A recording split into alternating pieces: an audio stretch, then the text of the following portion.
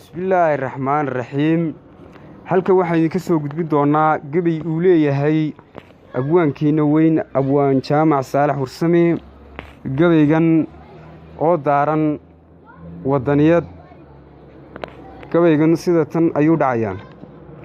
Waxaan gabay hawaadiyaa markuu hilinka muuqdaaye ma hilmaamo hawliguma loo hiridhi weeyaane hab loo dhigaba haasawaa hobol baan ahaye inkastaanan hooy iyo ku qabin hadiyad lay dhiibo howlaha dalkeennaan intaa ku hamiyayaaye inaan horumar gaadhnaan intaa ku hindisoodaaye hana qaaday Somalilan waana heer sare hal adeeg hanaan dowladnimo hibo ilaasii hadba hanadka loo doorta baa loo hambalyeeyaaye hana haybsan howlabida tuma horumar waa koowe qof walow hareertaada qabo hawsha kugu aadan habartii waa laga tegiyo hugunkii beelaaye horumar baa heshiis loo yaho loo halgamayaaye hana haybsan howlabida tuma horumar waa koowe qof walow hareertaada qabo hawsha kugu aadan calankeenna hoodaale waa haybadiiyo nuure cid kastoo heshiis nala gashana waan u hanweynahay habalyaannu leenahay dhammaan haykalkaa yurube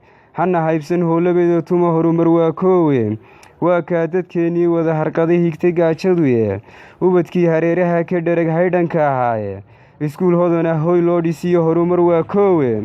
hoobay hiyoy haanta lula horumar waa koowe afartaa hafiyo hawga iyo hilil ma qaadsiiyey ma habeeyey maansadii rag bay ka hallowdaaye dhallin yahay hallowdee caqliga heeri laga saaray dhallin yahay habeen iyo dharaar heerinka jiidhaysa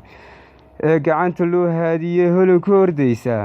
hambo gaal intaad raadinaysaan tambo waa haye ciiddeennu waa hodan haddaan hanan lahaydeene hubka dhiga hareeraha ka qoda dahabka hoos yaalla hoobay hiyoy haanta lula horumar waa koowe